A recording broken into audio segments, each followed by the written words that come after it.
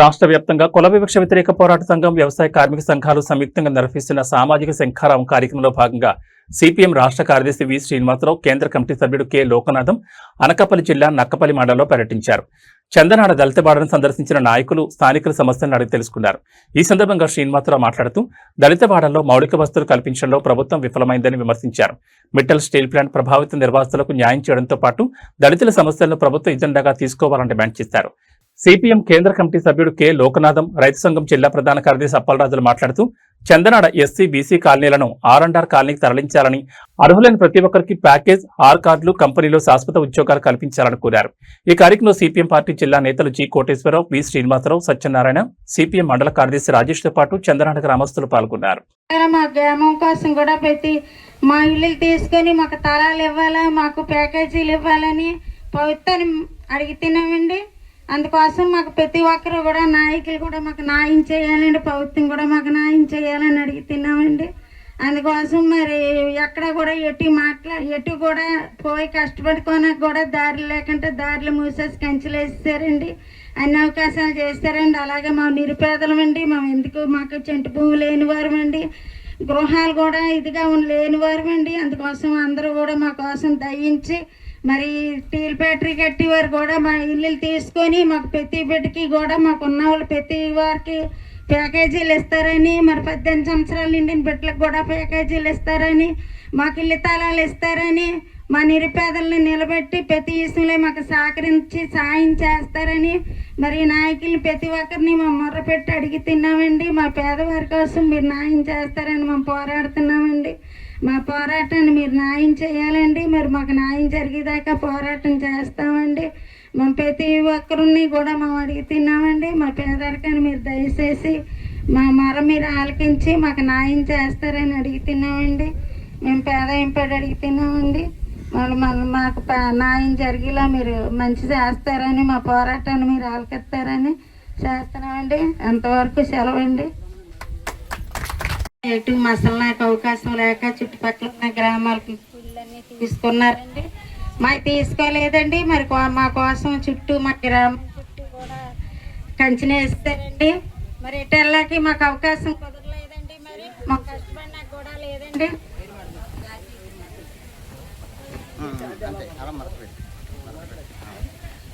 మరి అందుకోసం మేము పోరాటం చేస్తున్నామండి. మా కోసం మరి నాయకులందరూ వచ్చారండి. మరి మేము ఏం చేయాలి, మాకు ఎటు అవకాశం లేదండి. కష్టపడినా కూడా మాకు అవకాశం లేదండి, ఉన్నా కూడా అవకాశం లేదండి. పొన్నూరు కష్టపడుకొని కూలి తెచ్చుకొని కూడా 51 లక్షలకు మాత్రమే అమ్మింది.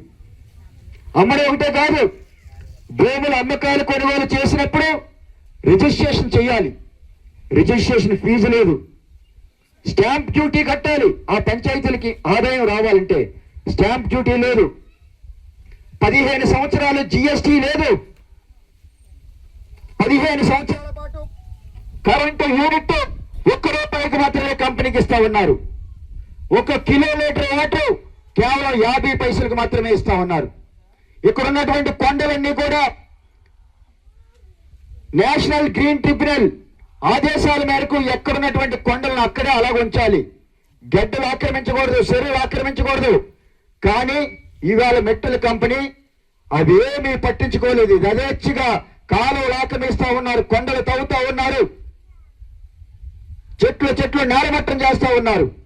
అంటే 5 కోట్ల రూపాయలు విలువ చేసేటటువంటి భూమి 50 లక్షలకి ఒక ప్రైవేట్ కంపెనీకి ఇచ్చినటువంటి ప్రభుత్వం తరతరాలుగా 10 ఎకరాల్లో 10 ఎకరాల 70 సెంట్లు గొల్ల బట్టీలు కాల్చుకొని జీవితాలు అనుభవిస్తున్నటువంటి మనకి, మన గొల్ల బట్టీల భూములకి ఎందుకు నష్టపరిహారం చెల్లించరు అని చెప్పేసి ఈ సందర్భంగా అడుగుతా ఉన్నాం.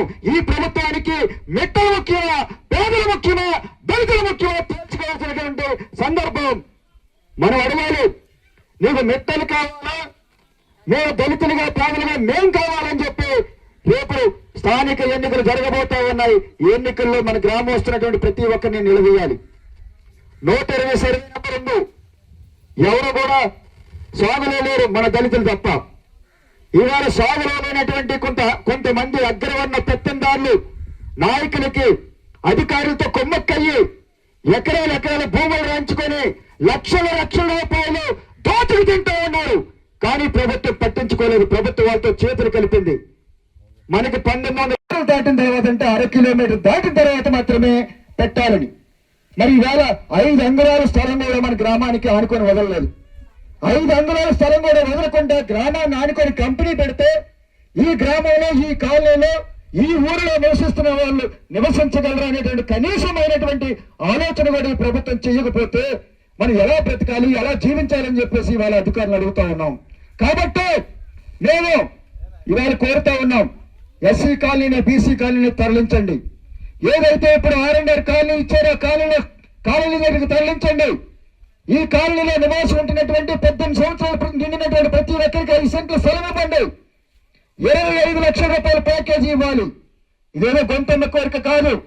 51 లక్షలకి 5 కోట్ల రూపాయలు విలువ చేసేటటువంటి భూమి ఇచ్చినటువంటి ప్రభుత్వం ఒక పేదవాడు తరతరాలుగా జీవించాలంటే, బ్రతకాలంటే 25 లక్షల రూపాయలు పేదవాడికి ఇవ్వలేమో అని చెప్పేసి సందర్భంగా మనం అడుగుతా ఉన్నాం. మన కోరికలు, మన డిమాండ్లు న్యాయం ఉంది, ధర్మం ఉంది. కాబట్టి ప్రభుత్వం స్పందించాలి, 25 లక్షల రూపాయల ప్యాకేజీ ఇవ్వాలని చెప్పి సందర్భంగా కోరుతా ఉన్నాం. అదేవిధంగా అనకాపల్లి జిల్లా చందనాడ గ్రామం అంచున ఊరి ఆనుకొని ఆర్సెల్ మెటల్ ఫ్యాక్టరీ, ఉక్కు ఫ్యాక్టరీ కోసం మొత్తం ఫెన్సింగ్ వేసేస్తున్నారు. ఈ గ్రామం మొత్తం కూడా దిగ్బంధించి వీళ్ళకి ఎటు పోవటానికి వీలైనటువంటి ఒక పరిస్థితిని, అధ్వానమైనటువంటి పరిస్థితిని ప్రభుత్వం సృష్టించింది. ఈ గ్రామం దిగ్బంధనాన్ని ఆపాలి, లేదనంటే వాళ్ళకు పునరావాసం కల్పించాలి. ఇప్పటికే చుట్టుపక్కల భూములన్నీ కూడా తీసుకున్నారు.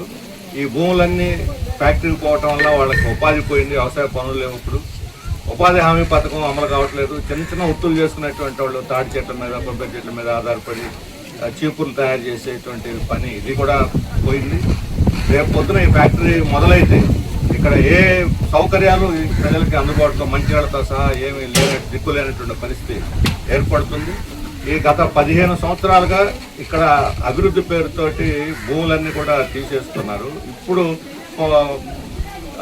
పరిహారాలు ఇస్తున్నారు. కానీ ఈ దళితులకి, ఇక్కడ చందనాడ దళితులకి సంబంధించినటువంటి 50 ఎకరాల డీఫారం పట్టాకు కానీ, లేదా మన బట్టీలు ఉన్నటువంటి 10 దాదాపు 11-12 ఎకరాల భూములకు కానీ ఎటువంటి పరిహారం ఇవ్వలేదు. వాటన్నిటికీ డీఫారం పట్టాలు, బట్టీలు, భూములు, వీటన్నిటికి కూడా పూర్తి స్థాయి పరిహారం ఇవ్వాలి. అలాగే శ్మశాన వాటిక దాన్ని కూడా తీసేసుకున్నారు. రేపు పొద్దున ఎవరన్నా చనిపోతే వాళ్ళకి దిక్కుమాలినటువంటి పరిస్థితి ఏర్పడుతుంది.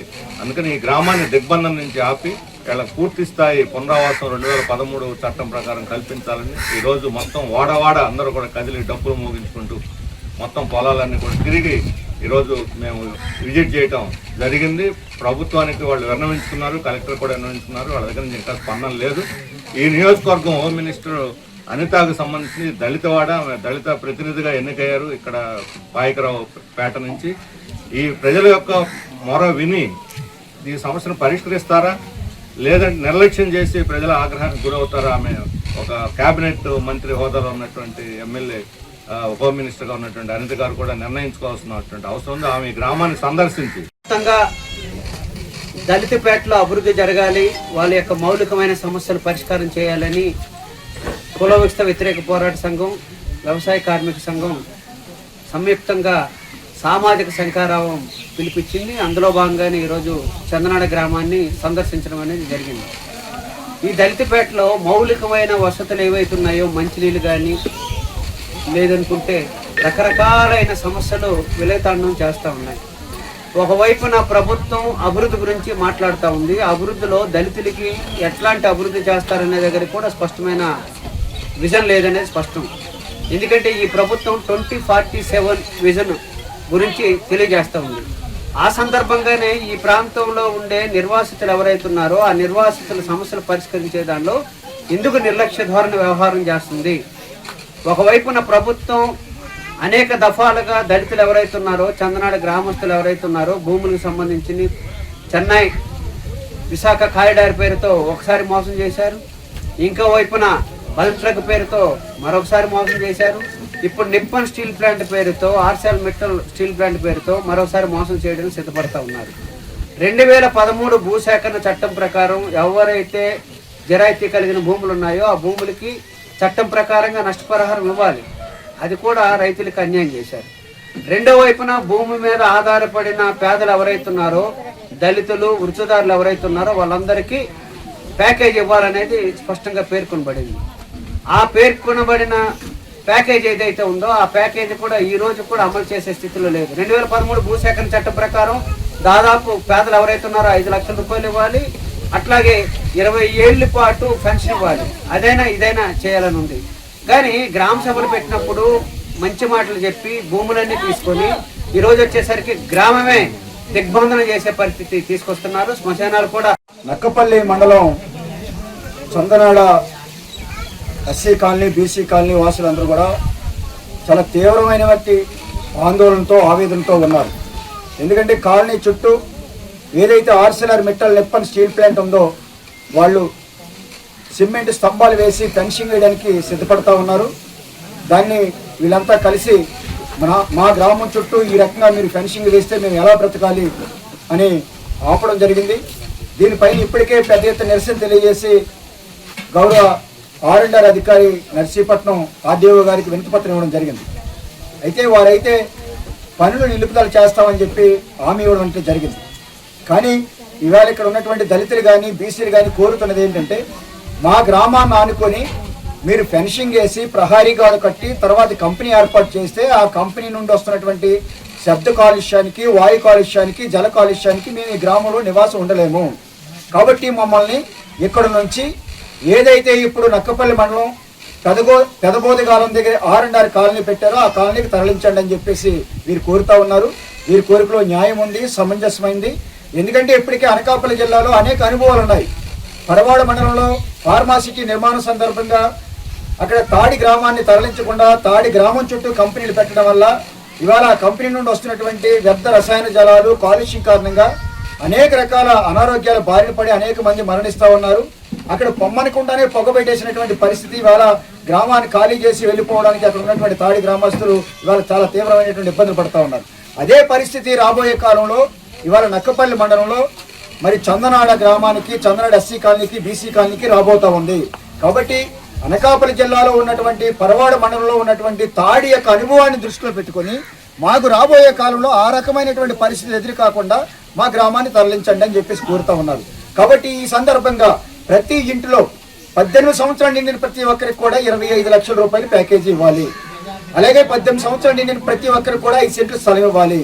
అదేవిధంగా Arcelor metal Nippon steel plant కంపెనీలో R కార్డులు ఇచ్చి శాశ్వత ప్రాతిపదికన ఉపాధి కల్పించాలి.